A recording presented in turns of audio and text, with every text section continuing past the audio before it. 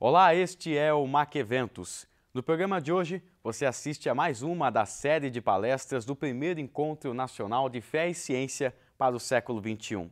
Hoje a palestra é do químico e membro da Academia Brasileira de Ciências, Dr. Marcos Nogueira.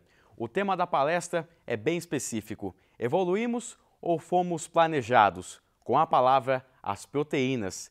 Confira agora no MAC Eventos. Talvez um que mais afasta os acadêmicos da fé cristã. Evoluímos ou fomos planejados? Será que a evolução nos formou, lenta, gradual e sucessivamente, processos não guiados, forças naturais? Ou será que uma mente inteligente, como relata Gênesis 1:1, nos formou? Formou a terra, formou o homem, soprou no barro o fôlego da vida. O que será? O que é que faz sentido? O que é que tem razão? Então é isso que a gente quer falar hoje aqui com vocês, quer discutir a racionalidade da fé cristã. As evidências, a gente quer seguir as evidências, quer seguir os fatos. Então os acadêmicos, talvez, seguindo uma teoria que não se sustenta mais, tem se afastado da fé cristã, mas e nós, e todos os que pensam, que raciocinam, será que, para onde é que os dados nos levam? Isso que a gente quer discutir com vocês hoje. E a gente quer dar a palavra hoje às proteínas. Então, eu já falei aqui pela manhã, muito se tem comparado de bicos de passarinho, morfologia óssea, não é? Nós somos parecidos com os macacos. Nosso código genético, um dia falaram que é 99% parecido com os macacos. A semelhança hoje é só de 87%, 86%. Então, é um Big Bang genético. Em termos de proteínas, nós somos 80% diferentes dos macacos. Então, olha só, quando você dá ouvidos, não às aparências, porque as aparências enganam, você parece com um macaquinho, mas quando você vai ao nível molecular, você vê o código genético, 17%, de 14% a 17% diferente em termos de DNA. E em termos de proteínas, você é 80% diferente dos chimpanzés. 20% apenas de semelhança proteica. Então, esse é o ponto que eu quero colocar aqui. A gente quer dar a palavra às moléculas da vida. A gente quer avaliar a vida ao nível molecular. A gente não quer olhar superficialmente, não quer colocar nossa subjetividade à mesa. A gente quer ver a ciência, o que a ciência nos tem a dizer sobre isso. A gente quer ter um culto racional, como foi dito aqui, então a gente tem que entender a ciência, tem que seguir a ciência, tem que investigar, tem que saber um pouco de química, bioquímica, um pouco de engenharia civil, viu, Ion Hansen? E avaliar a vida do ponto de vista molecular, atômico e molecular. Então, como químico, eu sei da importância dessa avaliação. E quando a gente olha a vida, e quando a gente dá a palavra às proteínas não são subjetivas, elas não têm gosto. Então é bom a gente analisar as moléculas porque elas não têm gosto, elas não têm preferência, elas falam o que elas têm a falar, sem nenhuma subjetividade. Então vamos olhar as proteínas. Porque, em termos de semelhança com os chimpanzés, elas nos mostram que nós somos 80% diferentes, 20% semelhantes. E é esse nível que a gente realmente consegue fazer a melhor inferência. Evoluímos ou fomos planejados? Com a palavra, as proteínas. Então, eu disse aqui pela manhã também, a gente não esteve lá no momento em que a vida surgiu nesse planeta, o primeiro ser vivo apareceu na superfície da Terra, a gente não vai saber dizer se isso foi um processo natural ou se foi um ser inteligente, porque a gente não esteve lá, mas a gente tem a vida nas nossas mãos. E como é que a gente vai fazer? O que a gente vai olhar? A gente vai olhar as moléculas. As moléculas falam e elas não mentem. Hoje a gente vai dar um foco especial às proteínas, porque você é feito do quê? 80% de água, certo? Mas se a massa sólida se evaporar a água do que sobra, você tem aproximadamente de 70%, 80% de proteínas. Então, se a água é extremamente importante, a gente podia falar sobre a água, as proteínas são fundamentais para a vida. 80% do ser humano é constituído de proteínas. Então, vamos olhar hoje as proteínas. Você vai aprender um pouco de química comigo, tá bom? Vamos tentar ser o mais didáticos possível. Aqui, vamos explicar como que são formadas as proteínas e como que, através das proteínas, a gente pode ter evidências para chegar na melhor inferência. Proteínas, as moléculas da vida, são ecos, elas falam, elas emitem ecos moleculares que revelam os segredos da nossa existência. São as verdadeiras caixas preta da vida, as proteínas. E a gente quer saber isso. Olha, será? Quando você pega um ser vivo na sua mão, como a gente está vendo a Nina aqui nos seus 2 anos, essa coisa linda, maravilhosa, maravilhosamente linda, e a carinha do pai, né? 80% de proteínas, seu material sólido, seco. Será que uma sopa primordial, moléculas inanimadas, pequenas moléculas naquele caldo, escaldante, ácido, venenoso. Outro dia eu vi no Discovery uma reportagem sobre o sujeito que guarda ainda o resultado dos experimentos de Stanley Miller em uns frascos de vidro, aquela matéria orgânica complexa, não é? Aquele caldo, não é? Que foi produzido ali nos experimentos de Stanley Miller. Ele falou, gente, se você tomar, você morre, porque isso é venenoso. Será que naquele caldo venenoso, proteínas poderiam se formar para montar a vida, as maquinarias da vida, com a especificação que a proteína precisa ter, com a sequência certa, com as estruturas tridimensionais corretas? Será que isso é viável? Ou será que a gente tem que se render aos fatos e admitir que uma mente inteligente orquestrou a vida, orquestrou as proteínas? Então, vamos verificar, né, se a história que nos contam é realmente verdade ou se não estão nos vendendo gato por lebre. É isso que a gente quer fazer. Então, é isso que a gente quer evitar. A gente quer evitar comparações morfológicas de bicos de passarinhos. Quer evitar dizer, olha, você é parecidinho com o chimpanzé, então você deve ter evoluído dele. Olha, o seu código genético, 99%, aí a comparação foi equivocada. São só 17% de diferença, mas a gente quer ir ao nível molecular. Vamos olhar a vida. Quando você olha o bico do passarinho ao nível molecular, você vê um emaranhado de moléculas, de proteínas. Quando você vê a vida também, toda a maquinaria que sustenta a vida, você vê a ATP sintase, as quinesinas, os ribossomos, os flagelos, os motores moleculares, a maquinaria de cópia e reprodução do DNA. O que a gente vê ali? Proteínas e mais proteínas. São complexos proteicos, são várias proteínas ali, sincronizadamente funcionando, ajustadas, encaixadas na maquinaria da vida.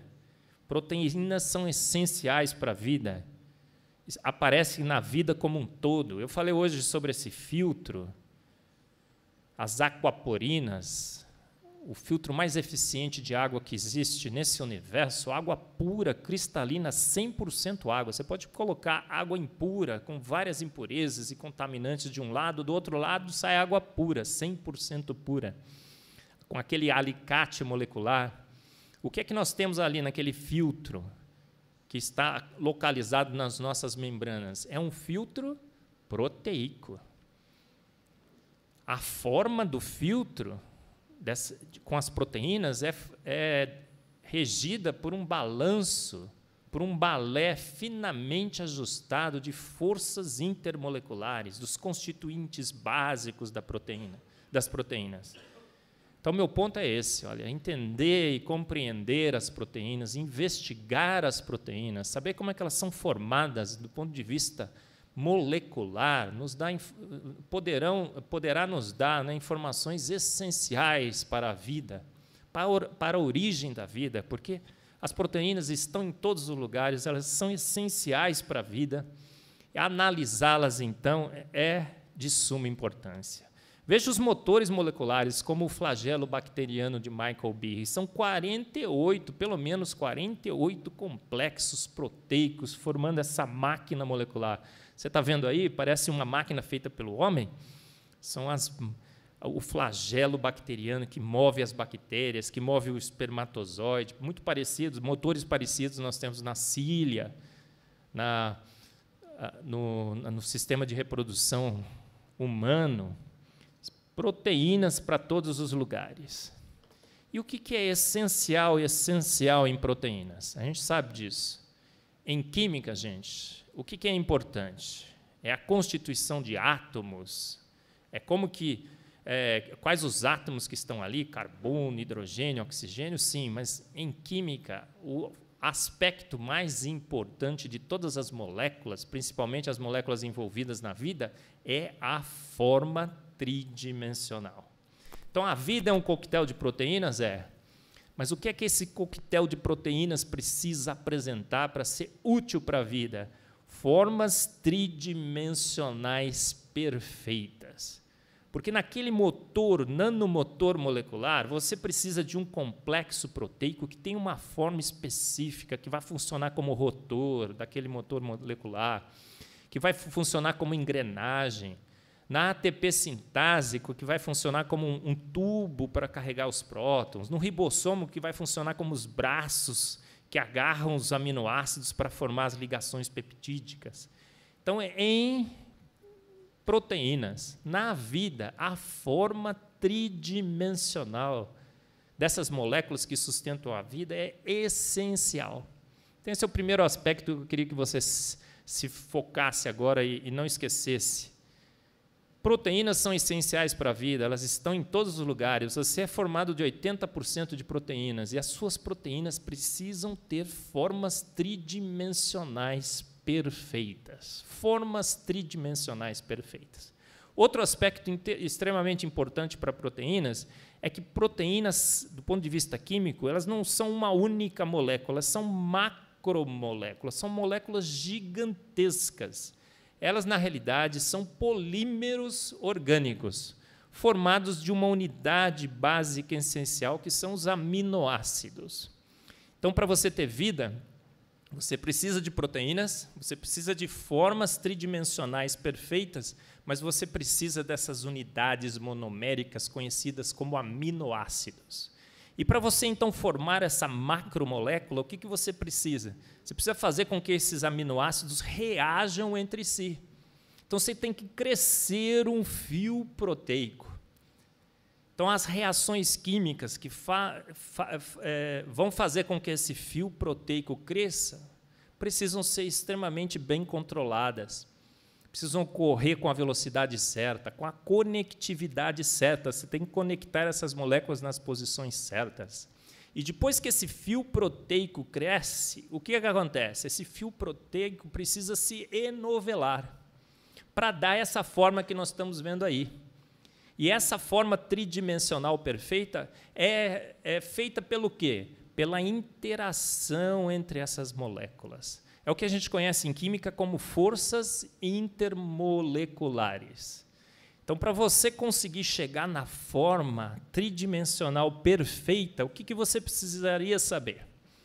Você precisaria ter um conjunto muito bem selecionado de monômeros, você precisaria ligar todos esses monômeros nas posições certas, e você precisaria soltar esse fio proteico e conhecer todas as interações intermoleculares, planejar com extrema maestria essas interações, para que, soltando o fio proteico, esse enovelamento chegasse na forma tridimensional correta.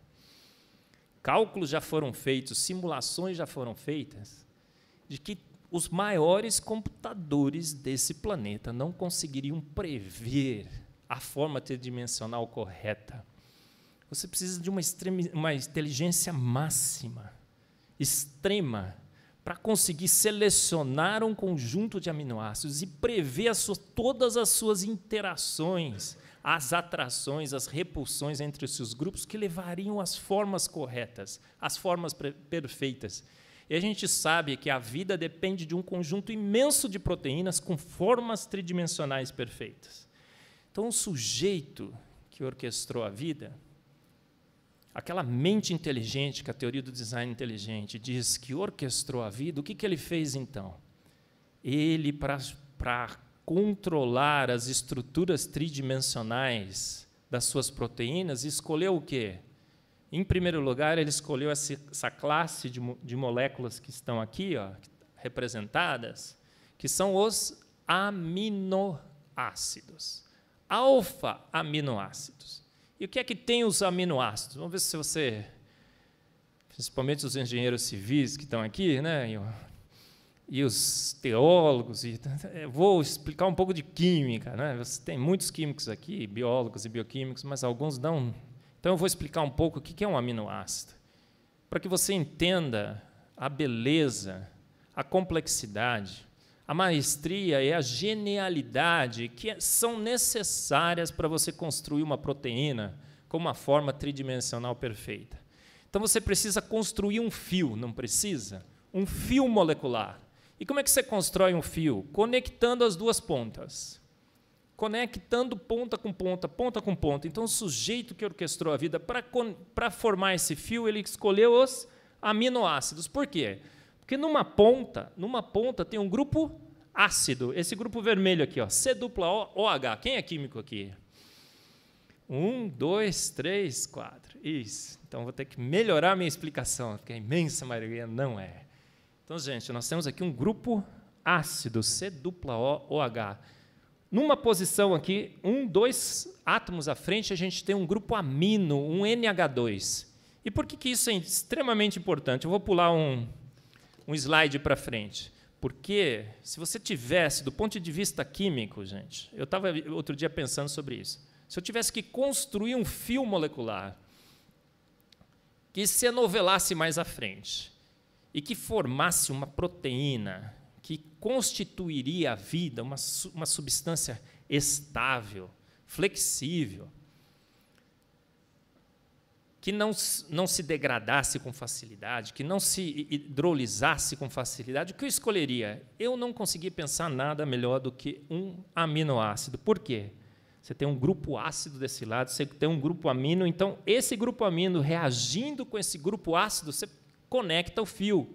Aí sobra do outro lado o quê? O grupo ácido e o grupo amino. Então, uma reação de polimerização pode ocorrer. E aí você forma o quê? Amidas. E a gente sabe, em química, que depois que você formou, não para formar, mas depois que você formou, as amidas são uma das classes de substâncias químicas mais estáveis. Veja, por exemplo, o exemplo do nylon. Você tem uma blusa de nylon, não é? Ela dura vários e vários. Você vai morrer e a blusa vai continuar aí. Então, a genialidade começa na escolha do monômero. Um monômero bidentado. Então, por que aminoácidos? Está escrito ali, ó, substâncias químicas, uma molécula pequena, mas bidentada, que com seus grupos amino e COOH, o grupo básico e o grupo ácido nas extremidades, em posição alfa, a escolha foi feita com o intuito de formar cadeias poliméricas estáveis, poliamidas resistentes, flexíveis. Suas proteínas são flexíveis, não é? Do tipo nylon. E, gente, quando a gente vai olhar nas proteínas, nas milhões e milhões, milhares e milhares, milhões de proteínas que constituem o ser humano, o que a gente vê? Foi escolhido uma substância bidentada, são alfa-aminoácidos, eu esqueci de mencionar isso, Mas, olha, alfa por quê? O grupo amino está nesse primeiro carbono. Se fosse beta, se fosse gama, delta, o que aconteceria? A reação ela não correria na forma de um fio, mas a reação seria intramolecular. E você fecharia uma cadeia intramolecular e a reação estaria interrompida. Então, não só a escolha dos aminoácidos foi de uma extrema inteligência química, não só a escolha das poliamidas levou a substâncias flexíveis mais estáveis, resistentes, mas os alfa-aminoácidos também são essenciais, porque evita a reação intra e favorece a reação intermolecular, de crescimento da cadeia, do fio proteico. Mas, como eu disse, depois que o fio proteico está montado, você tem que soltar esse fio proteico e ele tem que se enovelar nas diferentes formas necessárias para a maquinaria da vida. Você tem que prever essas formas. Os computadores mais bem elaborados desse planeta não conseguem prever muito bem essas formas. Tantas são as interações, mas você tem que prever. E aí você tem que usar um conjunto de monômeros. O que nós vemos nos aminoácidos que constituem as proteínas da vida, toda a maquinaria? Você acha que tem 1000 aminoácidos, 2000, 5000, 10.000? Como a gente deveria esperar num processo natural, não guiado, caótico? Não, é um conjunto extremamente econômico de aminoácidos que foram escolhidos. A vida, além de ser coisa de profissional, é uma coisa de um profissional econômico. Ele não desperdiça, ele não esbanja, né? Energia. 20 aminoácidos foram escolhidos para constituir as proteínas da vida. E eles estão aqui mostrados, olha, as 20 estruturas. Os poucos químicos que estão aqui já sabem disso, já apreciaram a beleza, mas quando você vai olhar os 20 aminoácidos que constituem a vida, você vê que, além do grupo ácido e além do grupo amino, você tem um grupo lateral, que é o chamado grupo R ali, que é diferente nesses 20 aminoácidos. Aí você vai olhar esses 20 grupos laterais, o que você percebe ali? Uma inteligência química também extrema, uma beleza química. Você vê as principais forças intermoleculares ali representadas num conjunto bastante econômico e num conjunto linear, com um crescimento linear da intensidade dessas forças intermoleculares. Olha, o que nós temos? Nós temos aminoácidos não polares.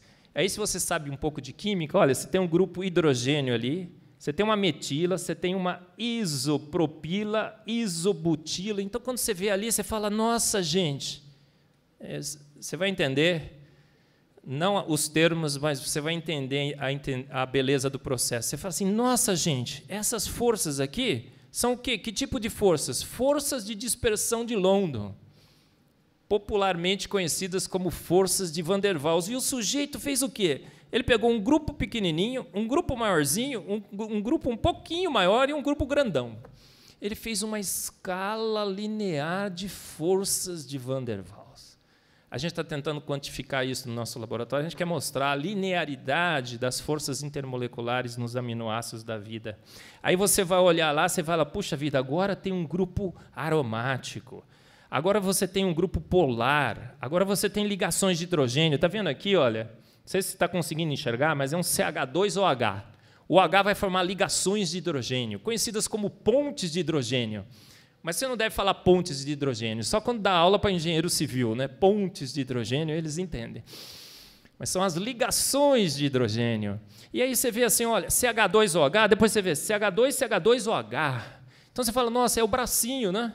É um bracinho mais curto, é um bracinho mais longo, são ligações de hidrogênio, são duas ligações de hidrogênio, é um ácido. Então, você tem o álcool, que é um ácido fraco, você tem um fenol, que é um ácido de média acidez, e você tem um ácido carboxílico, que é um ácido forte. Então, cara, olha, o cara escolheu ácidos fracos, médios e fortes. Aí tem grupos polares. Ah, então é uma interação bastante forte, é um cátion atraindo um ânion. Ah, mas esse grupo muda com o pH, ele pode estar protonado, desprotonado, ou com uma carga negativa. É um ajuste fino de forças intermoleculares em função do quê? Do pH. Então, o sujeito que orquestrou a vida falou assim, eu vou ter essas forças, mas se eu mudar o pH, eu mudo o equilíbrio de forças. E a gente sabe que na vida é essencial isso. Muitos processos de mudança de conformação de proteínas vêm do quê? Mudanças de pH. O flagelo bacteriano só roda porque você tem uma bateria de prótons. E é o próton passando pelo flagelo bacteriano, mudando as forças intermoleculares, muda a proteína se mexe, e uma movimentação da proteína que roda o motor a 100 mil rotações por segundo. Então, o sujeito que orquestrou a vida, além de escolher os monômeros corretos, além de escolher monômeros bidentados, além de formar poliamidas, colocou ali um conjunto extremamente econômico de grupos laterais que, num balé perfeito de forças intermoleculares, poderiam moldar as estruturas tridimensionais de suas proteínas.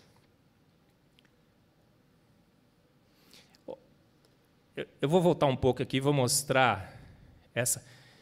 O que é que acontece com as proteínas? As formas são essenciais. E a gente tem algumas estruturas primárias, secundárias e terciárias muito interessantes. Você está olhando aquela proteína ali? Tem hélices, não tem? São chamadas as hélices alfa. Você vê assim, estruturas empacotadas, são folhas, são as folhas beta. Essas estruturas são essenciais para a função das proteínas. E como é que você consegue isso? Como é que você consegue pegar um fio proteico e formar uma hélice? Automaticamente, por forças intermoleculares. Você vai olhar nas estruturas químicas, você vai ver que essas formas foram produzidas nas proteínas que te sustentam. 80% de você é assim.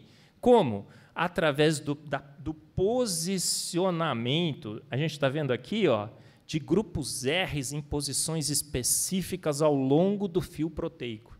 Então, o sujeito que orquestrou a vida falou, aqui eu vou ter que formar uma hélice alfa. Então, o que ele fez? Ele colocou grupos laterais em posições específicas para que, ao interagirem através de ligações de hidrogênio, através de interações entre cátions e ânions, através de interações do tipo de Van der Waals ou dispersão de London, que essas duplas hélices ou essas folhas beta se formassem nas posições exatas dentro da estrutura proteica, no enovelamento automático e sincronizado, aquelas forças se estabeleceriam e a estrutura tridimensional necessária para a função da proteína seria obtida.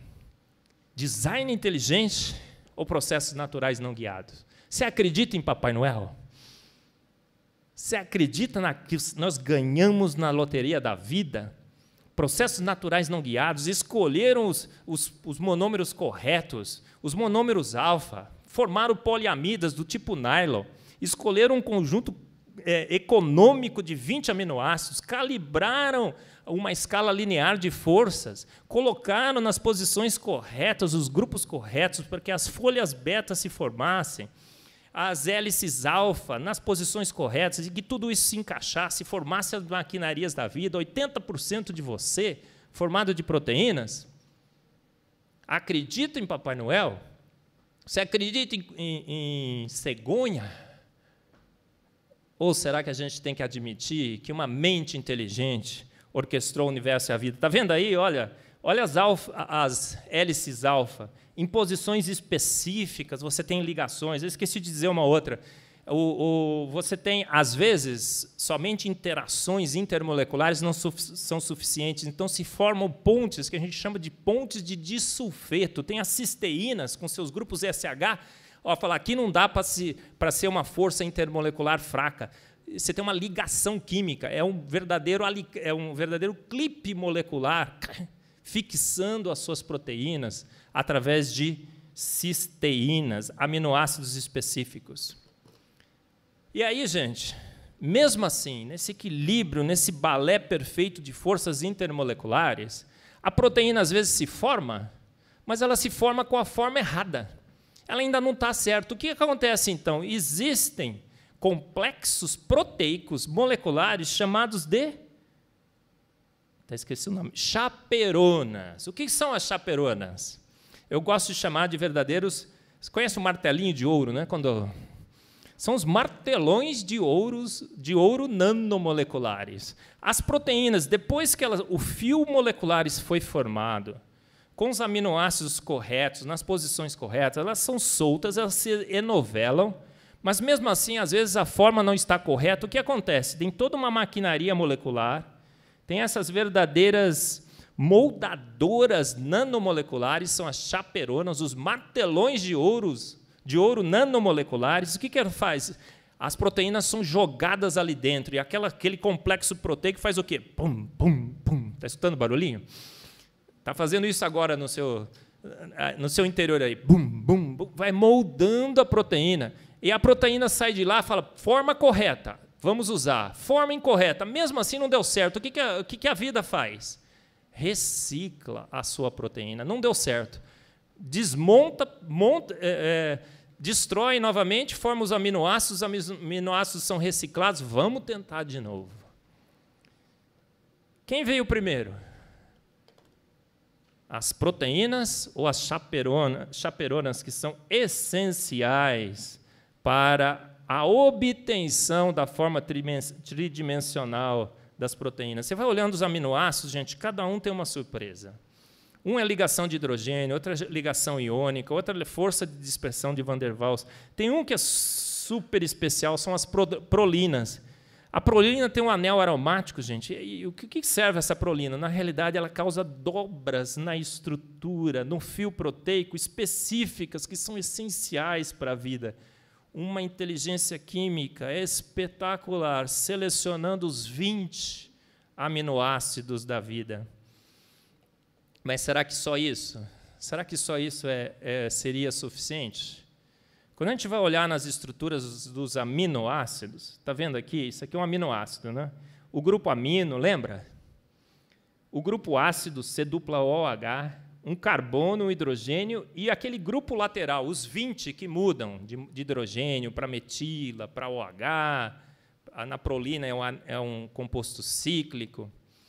E o que a gente percebe? Na realidade, a gente percebe que existe, em alfa-aminoácidos, existe um carbono aqui que a gente chama de um carbono assimétrico. Agora eu vou falar de um conceito muito específico da química. Algumas pessoas se assustam com ele, mas não se assuste, ele é simples na realidade. É o conceito da homoquiralidade dos seres vivos. Aquele carbono assimétrico te diz o seguinte, que para um mesmo aminoácido você tem duas formas diferentes. É como a mão direita e a mão esquerda. Você tem 4 grupos que você tem que posicionar nos vértices de um tetraedro. Você sabe o que é um tetraedro, não é? Uma pirâmide aqui, ó, de base triangular. Imagina um corpo central que tem o carbono e 4 vértices dos seus tetraedros, em que você tem que colocar nesses vértices 4 elementos diferentes. Então, você coloca 2 elementos, um elemento num vértice, o outro elemento no outro. O que acontece? Você tem agora 2 opções. Ou você põe o terceiro na direita e o quarto na esquerda, ou você põe o terceiro na esquerda e o quarto na direita. Então, existe a possibilidade para aminoácidos deles se apresentarem no universo de 2 formas que a gente chama de enantiomérica. A forma que corresponderia à mão direita e a forma que corresponderia à mão esquerda. Toda vez que um químico faz no seu laboratório síntese de um aminoácido, o que acontece? Ele forma as duas formas, a forma L e a D, que a gente chama de mistura racêmica. Por quê? Porque a probabilidade de você formar o isômero de mão esquerda e a probabilidade de você formar o isômero da mão direita é exatamente igual. Então, você faz a síntese no laboratório, o que você tem? 50% de uma forma, 50% da outra forma. Só que isso, gente, para aminoácidos, o sujeito que orquestrou a vida falou assim, vou usar aminoácidos, vou usar alfa-aminoácidos, vou pôr um grupo lateral R para reger as interações e eu ter a minha forma correta. Mas eu tenho um grande problema. Qual é o grande problema? Esses alfa-aminoácidos, chato que são, vai ter a forma da direita e a forma da esquerda. E eu não vou poder usar os 2 juntos. Por quê? Porque eu não falei para você que a estrutura é tudo? Estrutura é tudo em proteínas. E agora imagina você está querendo crescer uma proteína com uma forma tridimensional correta, e em cada uma dessas posições aqui, você vai colocar um aminoácido que está uma hora virado para a esquerda e outra hora virado para a direita. O que vai acontecer? Toda vez que você sintetizar uma proteína, vai acontecer o quê? Você vai sintetizar uma proteína necessariamente com uma forma tridimensional completamente distinta da outra. Por quê? Um aminoácido numa posição vira para a direita, o outro vira para a esquerda, o outro vira para a direita, o outro vira para a esquerda. O que é isso, gente? É um caos químico. Proteínas não podem ser formadas no meio racêmico, com a mistura dos dois. Não dá. Não dá. Então, você entra nos blogs evolucionistas, ele fala assim, não, começou com 50%, mas um pequeno excesso, 51%, a seleção natural foi lenta, gradual e sucessivamente enriquecendo as proteínas de um dos isômeros para o outro. Isso é impossível do ponto de vista químico. Seria o caos completo, porque a estrutura precisa ser controlada e você não pode trabalhar com misturas racêmicas. Porque se você trabalhasse com o produto natural, que são os dois isômeros que vêm junto em toda a síntese, você separou os dois e jogou um deles fora. Você é esquerda. Você é esquerdo. Você é da esquerda por 80% do seu conteúdo proteico é da esquerda. Você é um ser enantiomericamente puro. Todas as suas proteínas têm pureza enantiomérica, 100% puras. Tem umas exceções aí? Tem. São algumas bactérias que aprenderam a se virar um pouco também com os D. Mas, essencialmente, a vida é homoquiral. Em todas as proteínas da vida, você não tem a forma D, somente a forma L. Por quê? Porque, para construir proteínas, você não pode ter esse caos de aminoácidos virados para a direita e para a esquerda. Então, para você construir uma proteína com uma forma tridimensional correta, o que precisa? Ou todos os aminoácidos vão estar virados para a esquerda, ou todos vão estar virados para a direita, tá bom? Porque, senão, é o caos. Toda vez que você constrói uma proteína, ela vai ter uma forma diferente. Então, a homoquiralidade é essencial para a vida. Sem homoquiralidade, não há vida. Não adianta dizer que a seleção natural foi dirigindo a vida até 100%, porque seria o caos em qualquer situação de 50 até 99. Se você tivesse 1% de um aminoácido que não fosse 100% puro, ele entrando na estrutura, ele poderia estar virando para a direita, para a esquerda, ele destruiria toda a lógica, ele pegaria aquela proteína no meio ali, né, viraria, e ela perde a forma, ela não encaixa mais, ela não constrói mais as máquinas moleculares. Não existe processo natural conhecido que separe aminoácidos e que selecione um único. Então, um dos grandes dilemas para a construção de proteínas em processos naturais não guiados é como a vida se iniciou nesse planeta com um meio enantiomericamente puro, 100% puro. De um aminoácido só, porque fala, não, ele enriqueceu a serina, não sei o outro, numa zeolita, veio do espaço. Não, todos os 20 aminoácidos teriam que estar 100% puros, separados, e a forma D não poderia estar presente. A gente sabe, como químicos, que separar esses enantiômeros é extremamente difícil. A gente não consegue pureza, consegue 99, consegue 98, EE, mas 100% puro. Um dos grandes dilemas da vida, que nem o São Tempo e nem a Santa Loira da evolução, a seleção natural, conseguiriam resolver. Porque loira, acéfala e despropositada. Um outro grande problema em relação às proteínas, que apontam, que nos dão informação de que uma mente inteligente orquestrou o universo e a vida, é que, para você conseguir repetir a síntese da sua proteína, o que você tem que fazer? Você tem que saber exatamente em que posição você vai colocar cada um dos 20 aminoácidos, tá certo? Então, você tem que ter a receita do bolo. E qual é a receita do bolo das proteínas da vida? Onde ela está registrada? no DNA. E quem é que sintetiza o DNA? Proteínas enantiomericamente puras. Então, esse é um dos maiores dilemas ovo-galinha da vida. Quem veio primeiro? O RNA, que expressa, que codifica, que tem a receita das proteínas homoquirais, aqueles 20 aminoácidos enfileirados direitinhos para dar a forma certa, pelas forças intermoleculares certas? Ou será que foram as proteínas que sintetizam o DNA? Quem veio primeiro? A pergunta está errada, né? Porque ela elimina a resposta certa. Os dois estavam lá desde o início, ou nada feito. Bom, gente, eu falei que, além de tudo isso, né, de você ter um conjunto certo, o monômero certo, que é um aminoácido, alfa-aminoácido, para crescer um fio proteico estável, uma reação favorável, além de você escolher um conjunto econômico, calibrar muito bem as forças intermoleculares para se enovelar, além dos martelões de ouro para ainda um controle de qualidade, além de você ter pureza enantiomérica, que processo natural não guiado não conseguiria formar, você tem um conjunto imenso de proteínas, são várias e várias proteínas que teriam que se formar. Mas vamos imaginar que naquela sopa primordial, uma única proteína teria se formado e teria dado início à vida. Será que isso é razoável? É uma desesperação imaginar que uma única proteína formou a vida, mas a gente vai abrir essa exceção, vai imaginar que será que uma única só teria originado naquela sopa primordial? Uma única proteína? Ou alguns assumem um único RNA, DNA, que sintetizou a primeira proteína? Para que isso pudesse acontecer, nós estamos vendo aí, nós teríamos que ter ali o que, então? Naquela sopa primordial ácida, escaldante e venenosa, a disponibilidade dos 20 aminoácidos.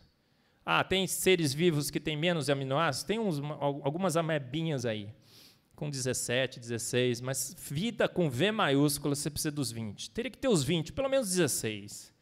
Você teria que ter na concentração certa, na pureza enantiomérica certa, enantiomericamente puro. Será que é viável esperar isso naquela sopa primordial? E aí você teria que esperar que eles polimerizassem naquele meio, certo? Alguém já disse assim, o nylon é muito estável. É formado, mas para crescer o nylon é muito difícil. Você tem que ter condições anidras. Polimerização de aminoácidos requer condições anidras. Sem água, como que no meio aquoso, então a polimerização ocorreu? Não. Era numa região muito quente em que a água evaporou. Mas fontes de energia, gente, rompe ligações. Equilíbrio favorece moléculas pequenas. Então, se ficar o bicho pega, se correr o bicho... Não, desculpa. Se ficar o bicho come, se correr o bicho pega. Se você tem água, a hidrólise, a água desfavorece a reação. Se você aquece, tira a água... Energia rompe ligações e não forma, mas esse não é o principal problema que as proteínas poderiam ter sido formadas naquela sopa escaldante, ácida e venenosa. Você teria que ter o conjunto extremamente selecionado, puro. A polimerização não ocorre, a gente sabe, as fontes de energia rompem as ligações, mas, gente, o grande problema são as milhares de reações competitivas assassinas que ocorreriam. Eu vou mostrar isso para vocês. Olha, quando você vê um aminoácido bidentado, a evolução, esquece de te dizer isso, eles omitem esse aspecto. Mas, olha, o que eles imaginam? Para que o fio cresça, você tem que ter o grupo ácido reagindo com o grupo amino, tá certo? Nas duas pontas, aí o fio cresce bonitinho. Mas os grupos laterais que vão reger a estrutura da proteína também podem reagir entre si. É o que a gente chama das reações laterais, que seriam assassinas, mortais à vida. A reação peptídica não é a única possível entre dois aminoácidos. Um grupo R aqui também pode reagir com o outro. Esse grupo R o grupo R dessa molécula pode reagir com o grupo amino da outra, e o grupo R dessa pode reagir com o grupo ácido da outra. São várias milhares e milhares de reações competitivas que, no meio não guiado, estariam ocorrendo. Até eu tenho um gráfico aqui para te mostrar assim, ó, se você larga aminoácidos naquela sopa, imagina que a polimerização ocorre por algum processo milagroso que a gente não conhece, ou por fontes térmicas. O que vai acontecer? Vai crescer um fio proteico? Não. Por quê? Porque as reações laterais, à medida que a proteína cresce, a probabilidade delas ocorrerem aumenta exponencialmente, enquanto que a ligação peptídica, a probabilidade continua constante. Então, as reações laterais entre os grupos R nas formações das proteínas no meio natural não guiado impedem, inviabilizam, matam o processo na sua raiz. E aí querem que a gente acredite que a gente evoluiu, que nós fomos formados naquela sopa. Você acredita em Papai Noel? Aí o pessoal fala assim, não, mas olha só, o nylon se forma, não se forma? Sim, o nylon se forma em condições anidras, especiais, com aquecimento. Mas o que acontece com o químico inteligente quando ele forma nylon? Ele põe grupo lateral, grupo R aqui? Não, é uma cadeia carbônica sem grupo lateral. Por quê? Porque ele sabe que se ele põe um grupo lateral, a probabilidade da reação ocorrer no grupo lateral é maior. Então, o nylon se forma porque ele não tem grupo lateral, mas as proteínas da vida têm 20 grupos laterais. As reações assassinas destruiriam a possibilidade das proteínas da vida se formar na sopa primordial. A evolução química, gente, é inviável. Do ponto de vista químico, não tem viabilidade alguma. É uma ilusão, é um delírio imaginar que naquela sopa uma proteína se formou, ou um DNA se formou, ou um RNA se formou. Não há como. Não é que a probabilidade é muito pequena e o São Tempo agindo vai tornar aquela pequena probabilidade numa probabilidade razoável, num processo, inclusive, inevitável. Não é assim. É proibido do ponto de vista químico. A química proíbe uma proteína se formar num processo não guiado a partir de aminoácidos. Porque as reações laterais são muito mais prováveis, porque a hidrólise vai ocorrer, porque a polimerização precisa de meio anidro, porque condições térmicas destroem ligações peptídicas. Então, o que é que a vida usa, gente, para formar proteínas? Usa maquinaria, a mais sofisticada possível, os ribossomos. Ribossomos são complexos proteicos que têm RNA no seu interior. E você vai entrar na internet hoje, no YouTube, ver um filme do ribossomo. Sabe o que é ribossomo? Ribossomo é um verdadeiro robô molecular. E sabe o que o ribossomo faz? Ele pega num dos seus bracinhos, ele tem 2 bracinhos, ele pega num dos seus bracinhos um dos aminoácidos, segura pelo grupo ácido. Ele pega no outro bracinho um dos aminoácidos, segura pelo grupo amino. Você está achando que é mentira, mas é verdade. Ele tem 2 bracinhos. Aquele rapaz do lencinho, cadê ele? Saiu? Depois eu conto a história do lencinho. Ele tem 2 bracinhos, e esses bracinhos funcionam como um verdadeiro robô. Ele pega o grupo amino, pega o grupo, fala assim, não vai reagir nos grupos laterais, não. As reações laterais não vão ocorrer, você tem que formar o fio. Pega o quê? Conecta o grupo amino com o grupo ácido. Sabe com que frequência ele faz isso? 15 ligações por minuto. Qual é a eficiência? 5 noves. Ela não erra. Os ribossomos são verdadeiras fábricas, robôs de síntese de proteína. A informação que vem do DNA, da sequência, está vendo ali? É registrada no ribossomo. Ele fala, eu tenho que ligar uma lisina com citeína, agora vem uma arginina, 15 ligações peptídicas por minuto, não erra. 5 noves de eficiência. A Toyota é a eficiência da Toyota nos seus melhores dias. É uma máquina, você precisa de máquinas para sintetizar proteínas. Você precisa pegar os 2 pelo braço e conectá-los, senão a reação não ocorre. Ribossomos são essenciais para a vida, proteínas são essenciais para a vida, e ribossomos são essenciais para a vida, porque existe um único meio nesse universo capaz de sintetizar proteínas no meio não guiado. Ribossomos, máquinas moleculares presentes na vida. Bom, mas aí você vai falar o seguinte, Marcos, talvez essas reações laterais puderam ter sido evitadas naquela sopa por algum processo que a gente desconhece. Vamos deixar essas reações laterais de lado? Uma única proteína de 150 aminoácidos, a gente sabe que tem proteínas com 200, 300, 500, 1000 aminoácidos na cadeia, mas uma única proteína com 1000 aminoácidos, será que ela poderia se formar nessa sopa? Será que seria seria razoável a gente imaginar, mesmo que a gente esqueça que a gente precisa de mais do que uma proteína, mesmo que a gente esqueça as reações laterais, mesmo que a gente esqueça o problema da hidrólise. Outro dia, um dos evolucionistas, numa discussão, falou assim, não, a hidrólise não é problema, eu ponho minha mão na Coca-Cola e não acontece nada. Sim, proteínas, depois de formadas, são resistentes à hidrólise, mas na formação você não pode ter água. Na formação você não pode ter água.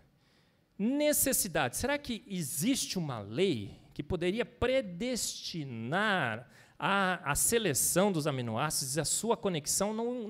Não se conhece nenhuma lei. O acaso, será que por acaso a primeira proteína se formou? Cálculos já foram feitos que para formar uma proteína por acaso esgotaria todos os recursos probabilísticos desse universo nos seus pretensos 19 bilhões, 18 bilhões de anos. Não há chance.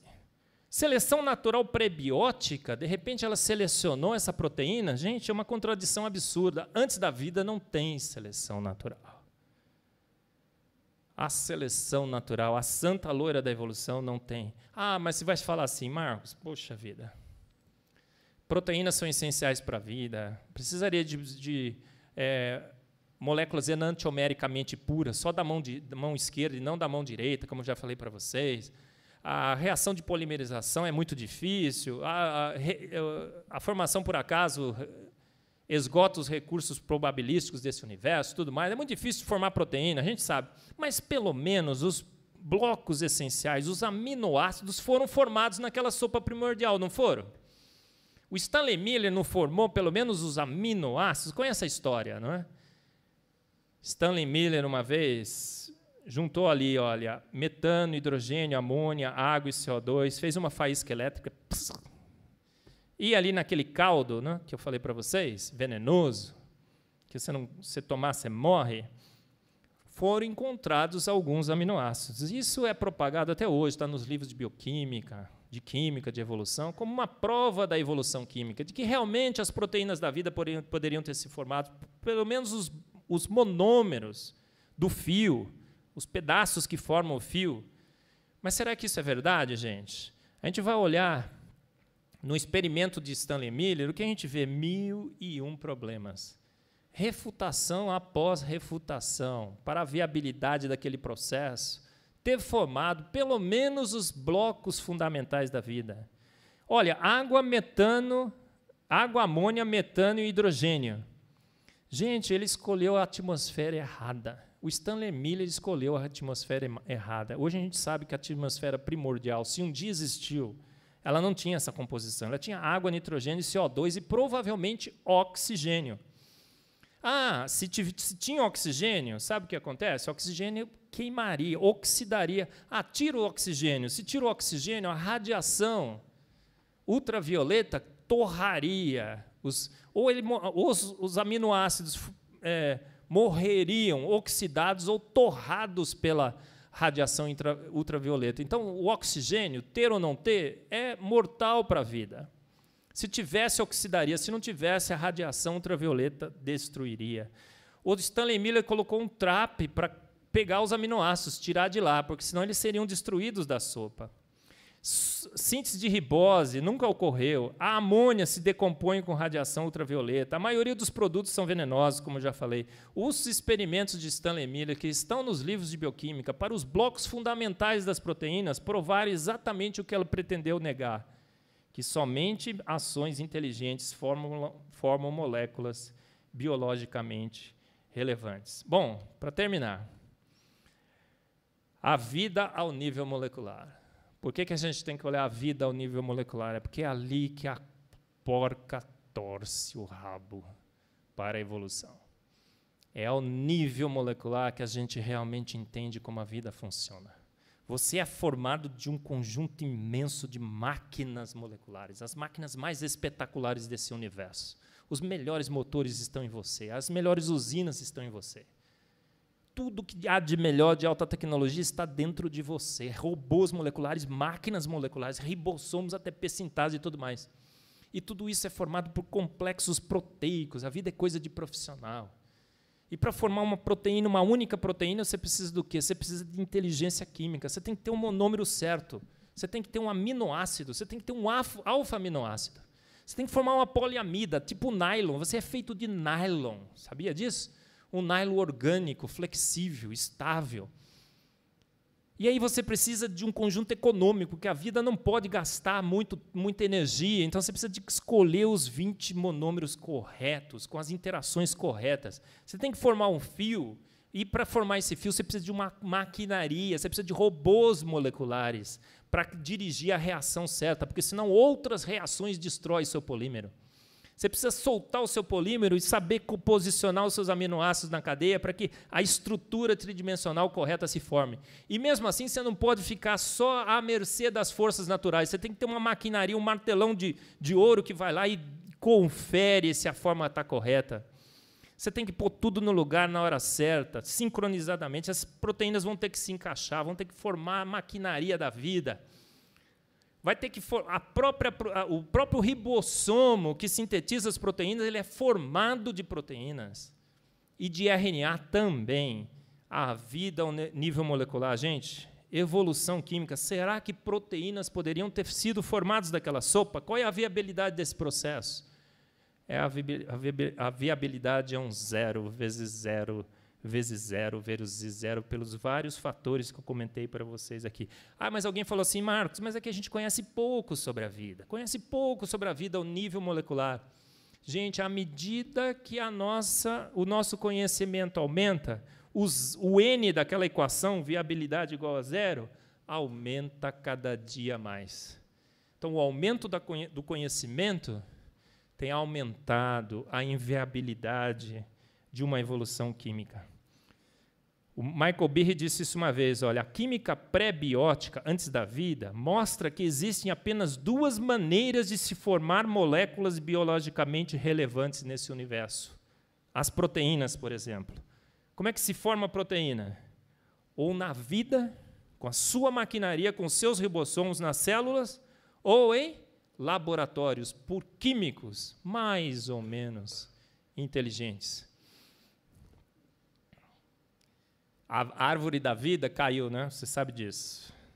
Caiu pelo registro fóssil, caiu pelas evidências, mas ela principalmente morreu pela raiz, pela evolução química.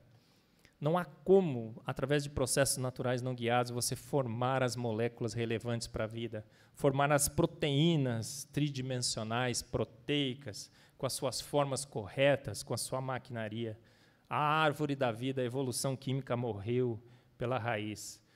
Gente, formar vida é um salto absurdo, é como você pular da Terra e chegar na Lua. Tamanha a diferença de complexidade, de altura do ponto de vista químico. E a evolução espera que a gente, pedalando, a gente chegou um dia na Lua. Você acha que isso é possível? Lenta, gradual e sucessivamente. O Francis Crick, eu gosto muito disso, né? Ele disse assim, olha, um homem honesto, de posse de todo o conhecimento, pode somente declarar que a origem da vida aparenta hoje ser quase um milagre. Ele foi muito, muito modesto aqui.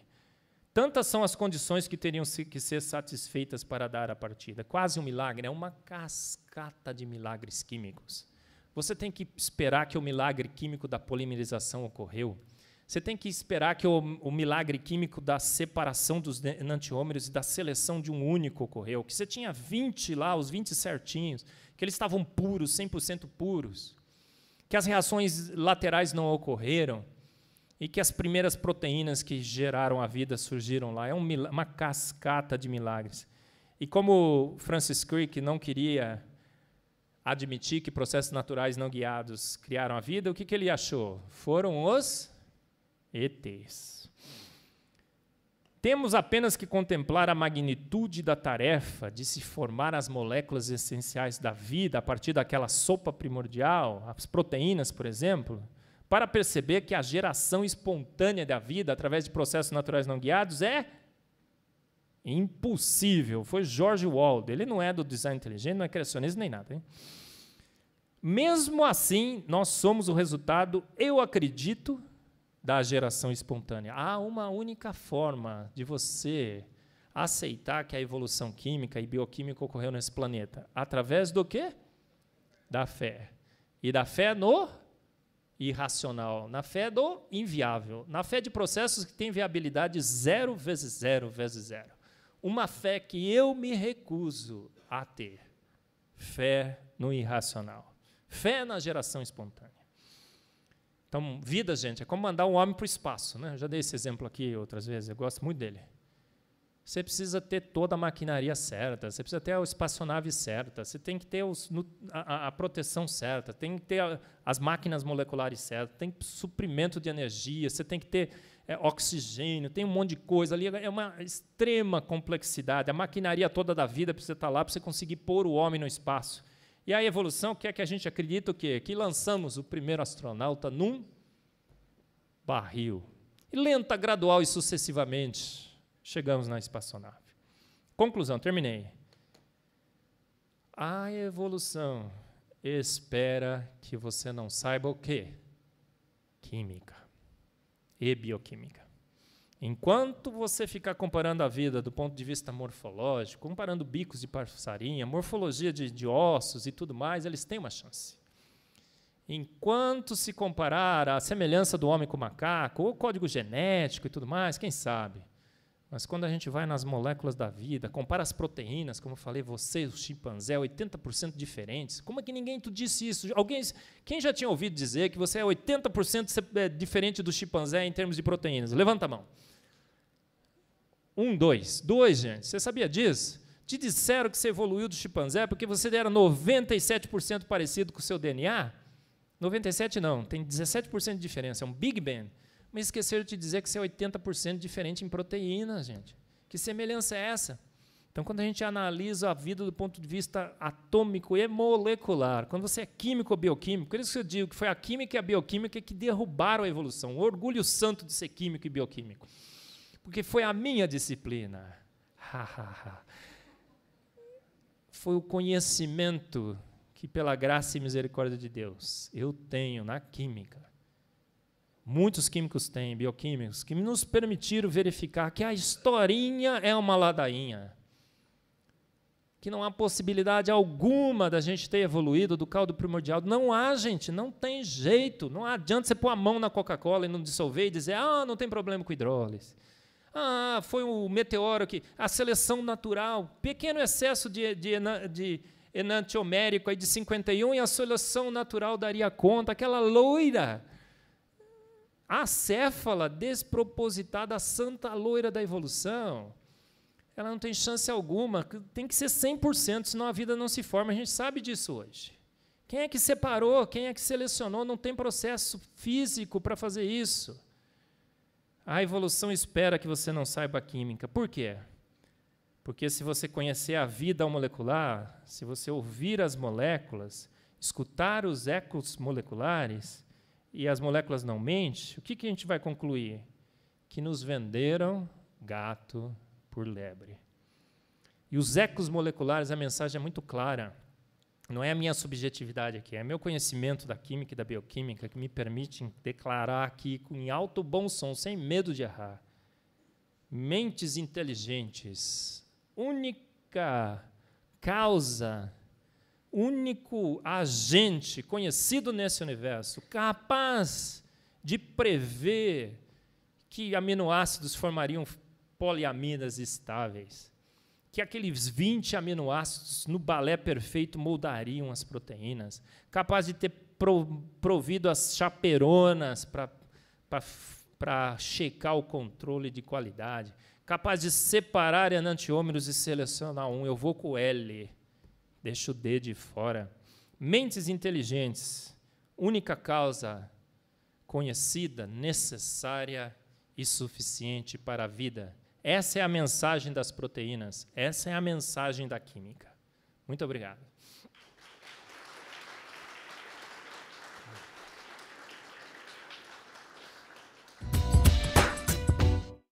Estamos chegando ao final do programa MAC Eventos e você pode continuar acompanhando toda a nossa programação através do site que aparece aqui embaixo da sua tela, tv.mackenzie.br. Muito obrigado pela sua audiência e até o próximo MAC Eventos.